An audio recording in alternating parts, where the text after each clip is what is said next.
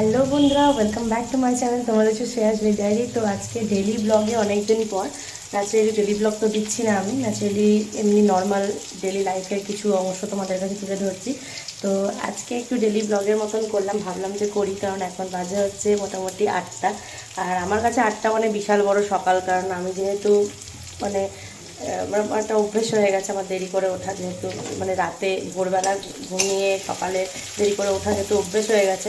মানে যেটা হয় আর কি, 30টা দিনে যদি তোমার 15 থেকে 20টা দিনই এরকম হয় যে তুমি সকাল 6টার সময় ঘুমাচ্ছ বা এরকম কিছু, তাহলে তোমার ওটাই অভ্যেস হয়ে যাবে। কারণ সবজির গাড়ি আছে, এটাও আমার কাছে বিশাল বড় মানে পাওনা যে আমি সবজির গাড়ি যেতে দেখতে পাচ্ছি। যাই হোক, তো এখন সকাল সকাল আছে রান্না করছি, কারণ আজকে সকালবেলা আমার ফিস্টের প্রোগ্রাম আছে, পিকনিকের একটা শো আছে। তো বাড়ির কাছাকাছিতেই আছে, আমি জাস্ট টোটো করে চলে যাব। তো এরকম ব্যাপার, তো আমাকে যেতে হবে, বেরোতে হবে 11টার মধ্যে, 11টার মধ্যে ওখানে পৌঁছাতে হবে। তো আমাকে 10:30 কি 11:15 মধ্যে এখান থেকে বেরিয়ে যেতে হবে।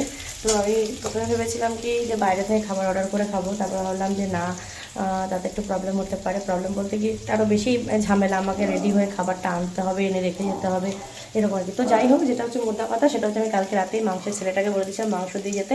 অল্প করে মাংস নিয়ে এসেছি, একদম অল্প। তো এগুলোকে ধুয়ে টুয়ে রেখে দিয়েছি ভালো করে মাখিয়ে। আর আমি এখন পেঁয়াজ ভাজছি, এরকম এখানে পেঁয়াজ ভাজা চলছে। আর এখানে আলু ভাজা হয়ে গেছে, এখানে আলু ভাজা হয়ে গেছে। আর অল্প করে কালকের একটু বিট গাজর ভাজা, ফুলকপি আছে। তো দুপুরে আমি খাবো না, খাবে শুধু গৌতম। তো সেই জন্য আমি জাস্ট গৌতমের রান্নাটাই করছি, কারণ আমার তো ধরো পিকনিকে, এবার যদি গৌতম আমার সাথে যেতে পারতো তাহলে ওরও ওখানে ইনভিটেশন ছিল প্রোগ্রামে, কিন্তু ওর কাজ থাকবে, সেজন্য ও থাকবে না, যেতে পারবে না। তো সেই জন্য আমি বাড়িতে রান্না করি যে দুপুরে এসে খেতে পারে। আর এখানে ভাতটা হয়ে গেছে, দেখো ভাত রেডি, জাস্ট উবুর দেবো। তো আমি জাস্ট মাংসটা বসিয়ে তারপর আমি রেডি হতে শুরু করব।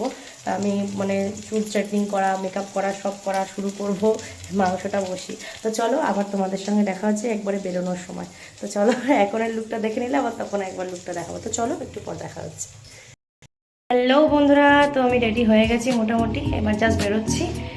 মেকআপ টেকআপ সব করে নিয়েছি, জামাটাও পরে নিয়েছি, শুধু ওখানে গিয়ে জুতো আর একটু চুলের ঠিকঠাক করতে হবে। যাই হোক, বাদ দাও।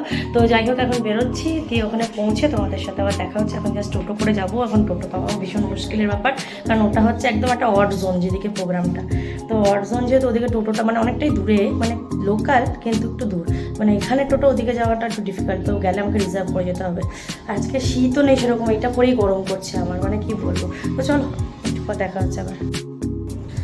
অনেকক্ষণ ওয়েট করার পর তো দেখো টোটো পেয়ে গেছি আর যাচ্ছি এখন।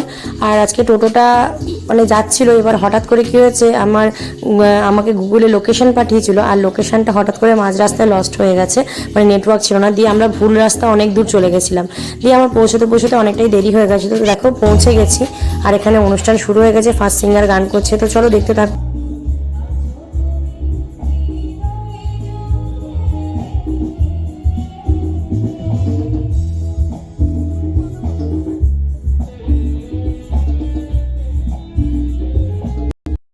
এখন আমরা বসে আছি, তো পাশে আমার যিনি বসে আছেন সেটা হচ্ছে ফার্স্ট সিঙ্গার, যে গান গাইছে তার ওনার শাশুড়ি। তো ওনার পাশেই বসেছিলাম, উনি খুব মানে মগ্নভাবে গান শুনছিলেন।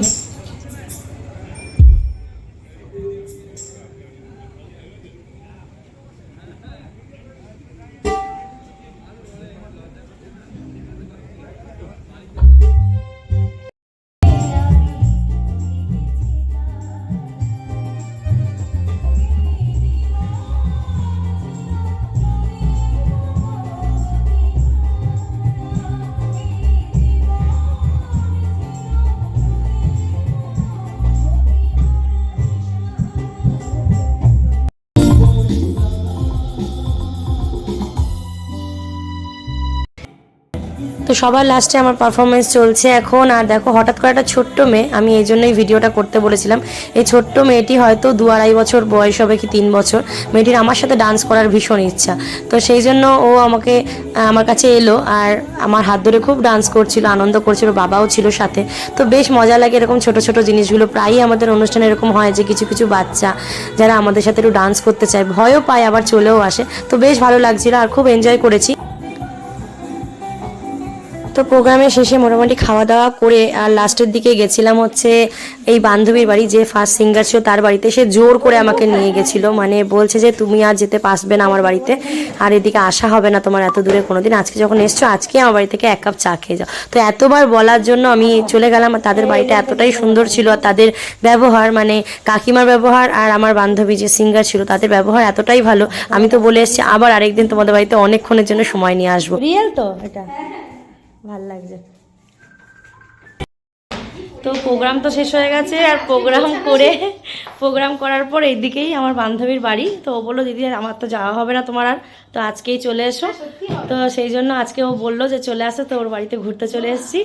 একটু পরে এখান থেকে বেরোবো। খাওয়া দাওয়া প্রচুর রকম হয়েছে একটু আগে, দিয়ে পেট ভরে গেছে, পারছি না, দিয়ে এখন জাস্ট একটু এখানে এলাম, এখানে একটু বসে তারপরে বেরিয়ে যাব। তো ওর ঘর দেখাতে নিয়ে এসেছে, খুব সুন্দর ঘর ওদের, তো বেশ ভালো লাগছে। তো চলো আবার একটু পরে ফিরে আসছি। তো আমরা তো এখন চা খাচ্ছি, আর চা খেতে খেতে গল্প করতে করতে আজকের বিকালটা বেশ ভালোই কেটে গেল। কখন অনেক সন্ধ্যা হয়ে গেছে বুঝতেই পারিনি। তো আমাকে যেতে হবে বাড়ি। আর সামনে যে কাকিমাকে দেখছো, এই কাকিমার কিন্তু নিজস্ব একটা চ্যানেল আছে, চ্যানেলের নাম হচ্ছে সন্ধ্যা দাস ঠাকুমার কথা। তো অবশ্যই তোমরা যারা আমার সাবস্ক্রাইবার আছো তারা এই চ্যানেলটা সাপোর্ট করে দিও, একটু সাবস্ক্রাইব করে দিও, কারণ জেঠিমা হচ্ছে একদমই নতুন। তো চলো, তোমাদের যদি টোটাল ব্লগটা ভালো লাগে অবশ্যই লাইক কমেন্ট শেয়ার করো, আর আমার চ্যানেলটা অবশ্যই সাবস্ক্রাইব করতে ভুলো না। আজকের মতো টাটা, পরবর্তী ব্লগ নিয়ে আসবো অন্যদিন। ততক্ষণের জন্য টাটা, বাই, লাভ ইউ অল।